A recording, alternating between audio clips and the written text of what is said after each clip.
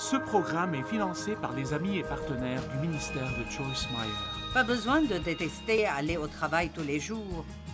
Et détester la vaisselle, détester la lessive, détester d'aller au supermarché. Vous pouvez même aimer cela. Vous dites, eh bien, dis-moi comment. Je vous le dirai.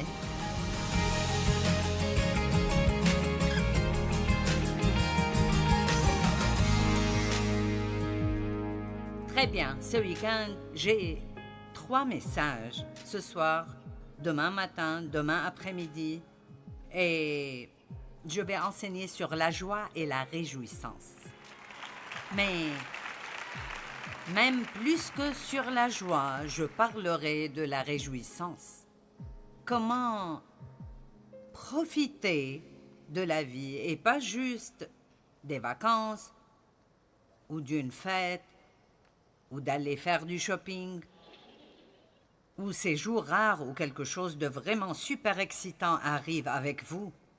Parce que nous savons tous que ces choses sont plutôt assez rares. Elles sont dans nos vies, mais nous ne vivons pas au sommet de cette montagne tout le temps. Une grande partie de la vie est ordinaire.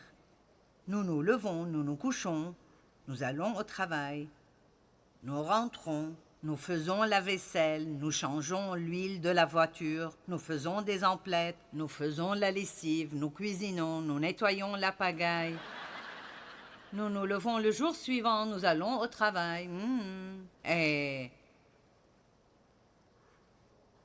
je crois qu'il y a une façon, avec l'aide de Dieu, de vivre pleinement dans tout ce que nous faisons.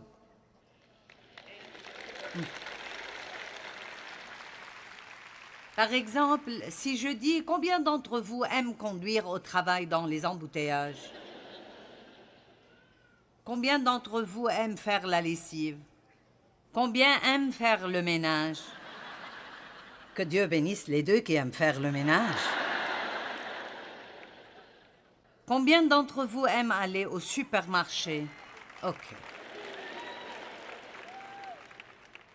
Je pourrais continuer avec ça. Vous savez, je ne suis pas matinale.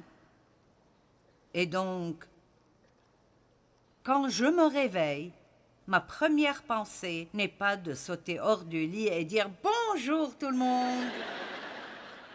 Je dois dire que ma première pensée est « Oh mon Dieu, je ne veux pas me lever. Oh. Je ne veux pas me lever, je ne veux pas. » Mais Dieu m'a montré certaines choses que je vais partager avec vous et je pense qu'elles peuvent changer beaucoup de choses dans votre vie. J'étais dans un magasin il y a quelques semaines. C'était un magasin de vêtements. Et il s'occupait de ma transaction. Il y avait 2 dames qui étaient debout à l'arrière et je dirais qu'elles étaient de vieilles dames. Mais elles ont probablement mon âge alors. Donc, disons juste qu'elles semblaient être âgées et pas moi. Alors...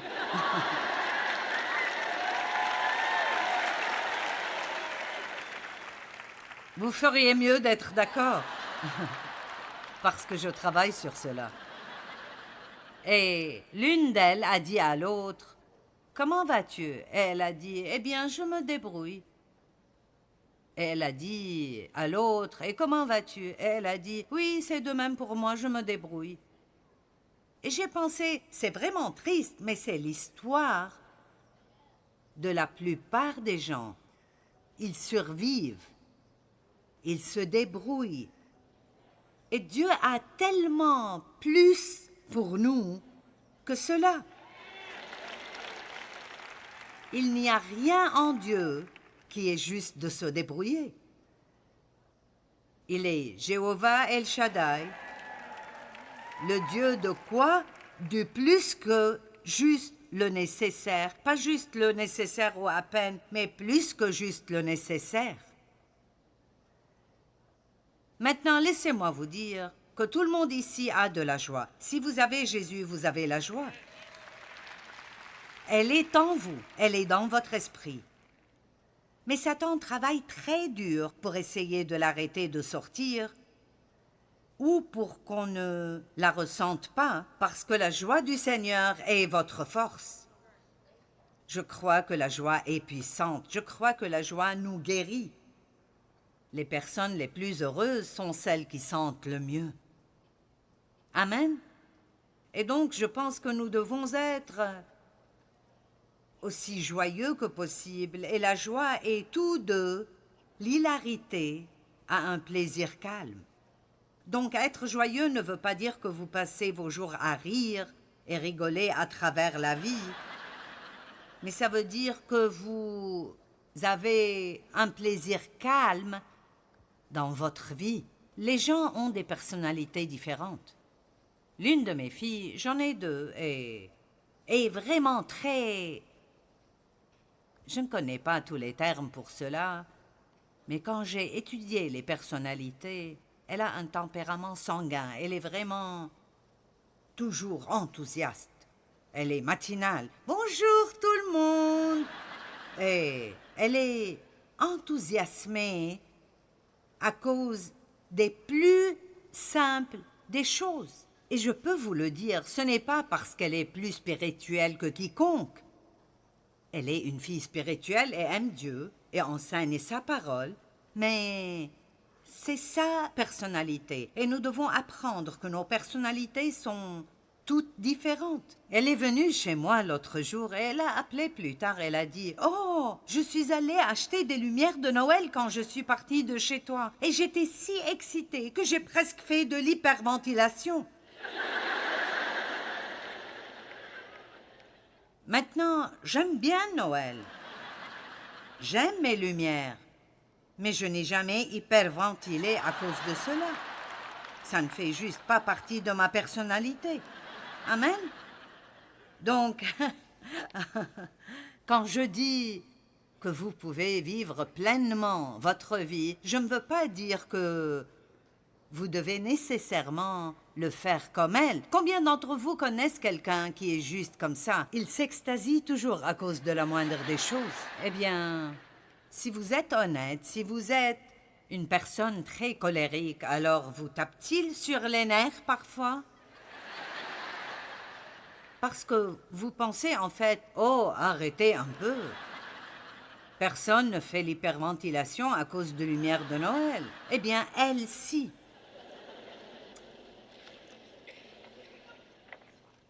La réjouissance. Laissez-moi vous demander, est-ce que vous ressentez de la joie à voir vos enfants profiter de la vie? D'accord, donc, est-ce que ça vous rend heureux de les voir tristes et déprimés, à marmonner et se plaindre, et dans la peur et la crainte et l'inquiétude, et plein d'anxiété? Eh bien, si nous ressentons cela concernant nos enfants, que pensez-vous que Dieu ressent? Et l'un des problèmes que les gens ont, pas toutes les personnes, mais certaines personnes, est que ils ne pensent pas vraiment ou ne savent pas que Dieu approuve de ce qu'ils vivent pleinement leur vie. Maintenant, je n'ai pas eu d'enfance. Je n'ai pas pu faire cela comme il faut parce que j'étais dans une situation abusive et il n'y avait rien de joyeux chez nous. Et je me rappelle en fait avoir des problèmes parce que je riais et je jouais. « Arrête cette cacophonie », mon père disait. Et donc ça semblait plaire beaucoup plus aux gens que je travaille. Donc, j'ai juste ressenti que le travail était meilleur que la réjouissance. Donc, avant d'avoir à peu près 50 ans, je me sentais coupable à chaque fois que je m'amusais parce que je pensais que sûrement il y avait du travail que je devrais faire. Maintenant, si j'ai raison, il y a des personnes à cette conférence et je sais que j'ai raison. Il y a quelqu'un à cette conférence,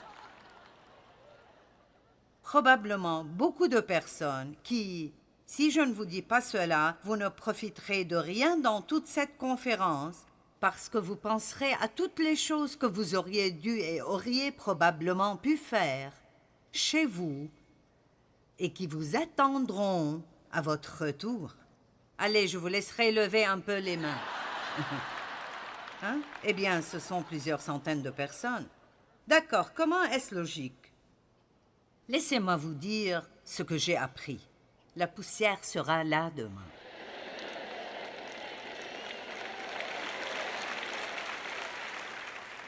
Je ne pense pas qu'elle a besoin de rester là pour toujours, mais ça ne veut pas dire que vous ne pouvez jamais prendre une pause. En fait, vous travaillerez mieux et plus efficacement si vous prenez des pauses et vous faites des choses qui vous passionnent.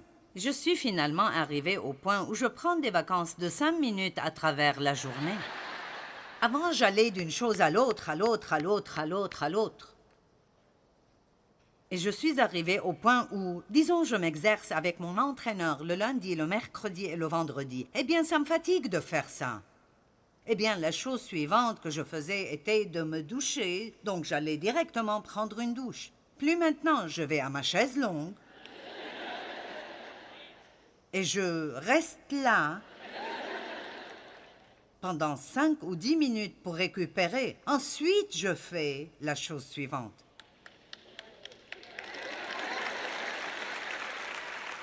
Vous voyez? Et vous seriez étonné par comment ces petites mini-vacances de 5 minutes peuvent vous restaurer et vous rafraîchir et littéralement vous aider à aimer votre journée, bien que beaucoup de cela est juste de s'occuper de choses mondaines. Maintenant, nous allons parler de 4 versets et je veux que nous les regardions sérieusement parce que quand Dieu a commencé à m'enseigner qu'il voulait que je vive pleinement ma vie, que je n'étais pas faite juste pour travailler, travailler, travailler, travailler. Voici quelques versets que Dieu m'a montrés qui étaient vraiment éclairants. Jean chapitre 10, 10. C'est pourquoi nous appelons notre programme télé « Vivre pleinement la vie de tous les jours ». Et c'était simplement parce que ça a été difficile pour moi de faire cela. Et ça semblera être insensé, mais pour beaucoup, ça ne semble pas être insensé. Et vous savez exactement de quoi je parle. D'accord. Eh bien, c'est la plupart d'entre vous. Donc, Dieu merci, nous avons le bon message. Jean 10, 10. Le voleur vient seulement pour voler, pour tuer et pour détruire. Moi, je suis contente que Jésus soit venu. J'aime comment il formule cela. Voici ce que le diable est venu faire, mais je suis venu afin que vous viviez pleinement votre vie, pas juste pour qu'ils l'aient, mais pour qu'ils en profitent. Une vie abondante, remplie, à ras bord, jusqu'à déborder. Que tout le monde dise « Je vais vivre pleinement ma vie ». Nous vivons une vie naturelle, mais Dieu la rend surnaturelle. Vous pouvez vivre une vie très ordinaire ou même avoir un problème et toujours vous réjouir. Comment faire ça? Nous allons parler un peu de la perspective, parce que tellement de la vie et comment nous décidons de la regarder et nous devons prendre cette décision. Amen? Très bien. Remarquez la phrase qui dit « abondante, remplie ». Jusqu'à déborder. Pas juste à peine assez pour que vous puissiez survivre, mais assez de joie pour vous-même et de la joie qui débordera sur les autres, et cela les rendra peut-être affamés et assoiffés d'avoir ce que vous avez. Jésus enseigne aux gens de demeurer en lui. Jean chapitre 15. Mais si vous demeurez en moi et que mes paroles demeurent en vous, demandez ce que vous voudrez, vous l'obtiendrez. Si vous demeurez en moi, vous produirez du fruit en abondance. Et pendant 10 versets, il parle à propos de demeurer dans son amour. Demeurer veut dire vivre, habiter, et rester, ou ça veut dire se reposer dans. Se reposer, demeurer en Jésus. Et puis dans le verset 11, il dit « Tout cela, je vous le dis, pour que la joie qui est la mienne vous remplisse vous aussi, et qu'ainsi votre joie soit complète. » Donc il n'y aura pas de réjouissance si nous n'apprenons pas à nous reposer en Dieu. Vous ne pouvez pas être anxieux et vivre pleinement votre vie en même temps. Amen. Et vous ne pouvez pas être si éreinté que vous ne pouvez pas bouger tout le temps et vivre pleinement votre vie. Nous devons avoir un certain équilibre et la réjouissance est une grande partie de ce qui nous aide à récupérer et traverser les temps difficiles dans la vie. La Bible amplifiée dit « Je vous ai dit ces choses pour que ma joie et ma réjouissance vous remplissent et pour que votre joie et votre réjouissance soient entières, complètes et en abondance. » Et puis Jean 16, 24 dit « Jusqu'à présent, vous n'avez rien demandé en mon nom. Demandez et vous recevrez pour que votre joie soit complète. » La Bible amplifiée dit « Demandez et recevez pour que votre joie soit complète. » Nous demandons beaucoup, mais nous ne prenons pas le temps de recevoir. Merci. Pensez-y, je veux que vous pensiez à cela. Parce que rien ne rendrait le diable plus en colère que quand vous apprenez comment vous réjouir dans n'importe quelle situation. Pas besoin de détester aller au travail tous les jours et détester la vaisselle, détester la lessive, détester d'aller au supermarché. Vous pouvez même aimer cela. Vous dites, eh bien, dis-moi comment. Je vous le dirai. C'est difficile de m'empêcher de vous le dire, mais je vais vous faire attendre. Demandez et vous recevrez pour que votre joie soit complète. Il y a beaucoup de gens qui ne savent pas vraiment recevoir.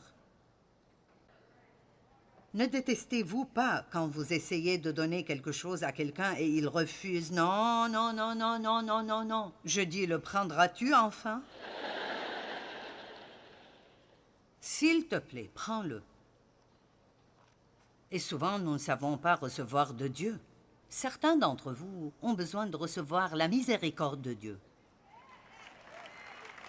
Allez, c'est un don gratuit et vous vous blâmez encore à cause de quelque chose que vous avez fait il y a un an. Et vous avez demandé à Dieu de vous pardonner et vous croyez même qu'il l'a fait, mais vous ne vous êtes pas pardonné parce que vous n'avez pas reçu la miséricorde de Dieu. La miséricorde est quand Dieu est bon envers vous, bien que vous ne le méritiez pas. Si vous comprenez ce qu'est la miséricorde, vous aurez la joie. Et puis dans Jean 17, 13,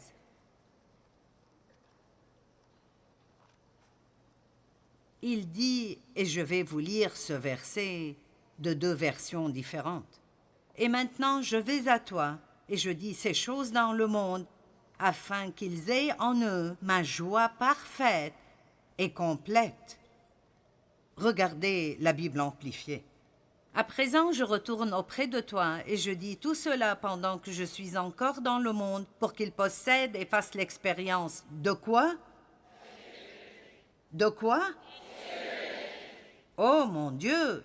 Tu veux dire que ce n'est pas juste une question de foi, mais qu'il veut en fait que nous fassions l'expérience de sa joie et que nous nous réjouissions de la vie? Vous savez, je suis tout à fait pour la foi et croire et attendre dans la foi. Mais un temps arrive où je veux arriver aussi. Je veux obtenir ce que je veux et pouvoir dire à quelqu'un que c'est réel et que l'attente en valait la peine. Allez!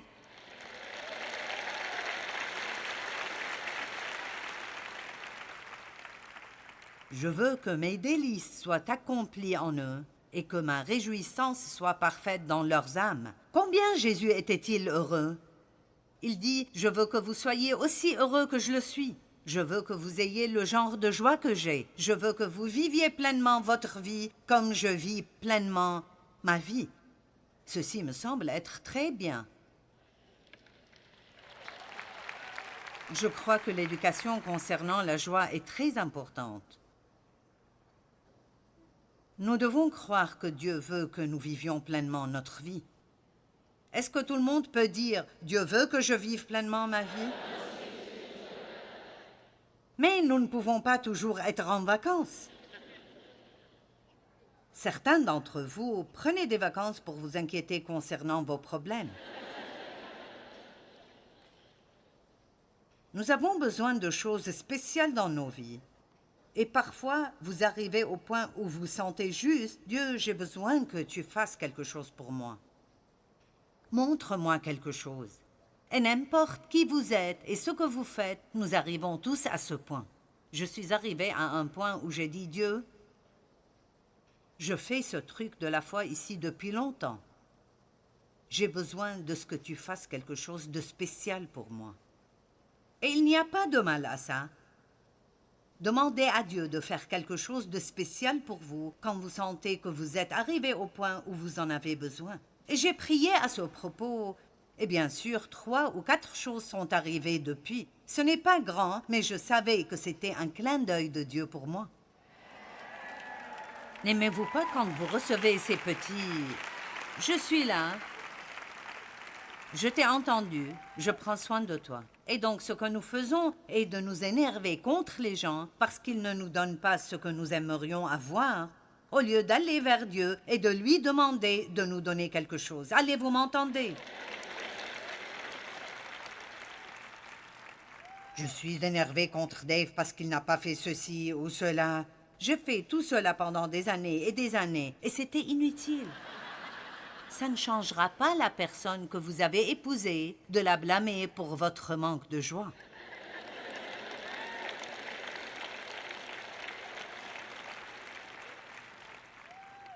Le Seigneur m'a dit une fois, arrête de tenir Dave pour responsable de ta joie. Allez, cela pourrait vraiment libérer quelqu'un ici. Une femme, après une conférence comme celle-ci, est venue vers moi et elle m'a remercié de lui avoir donné la permission de vivre pleinement sa vie. Et je sens qu'il y a plusieurs personnes comme ça ici parce que je crois de tout mon cœur que ce que Dieu me donne d'enseigner dans différents endroits est la bonne parole dans sa saison, à sa place. Et il y a des personnes ici qui ont désespérément besoin de cela. Donc j'avais à peu près 50 ans avant d'apprendre que Dieu voulait vraiment que je me réjouisse de ma vie. Et je me souviens d'une fois où j'allais regarder un film et j'avais travaillé toute la journée et j'ai toujours travaillé dur. Et je mangeais du popcorn et j'ai réalisé, alors que j'étais couchée là, que j'avais ce sentiment vague dans mon esprit de culpabilité. Ressentez-vous cela quand vous essayez de vous reposer, hein? Ou de vous réjouir dans la vie? Vous dites, je devrais faire quelque chose, je devrais faire ceci, je devrais faire cela. Et j'ai dit, Seigneur, pourquoi est-ce que je passe par cela tout le temps? Il a dit, parce que tu penses que tu ne mérites pas de vivre pleinement.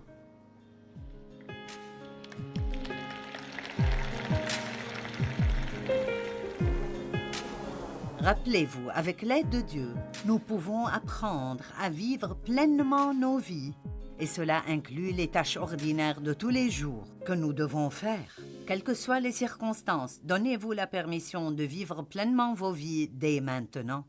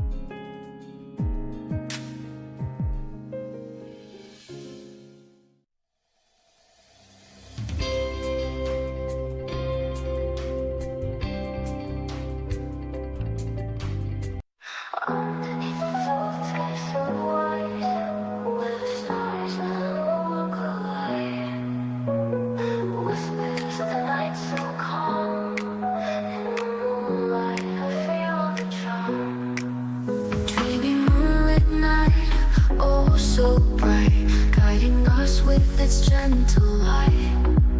In your arms I find my flight. In this dream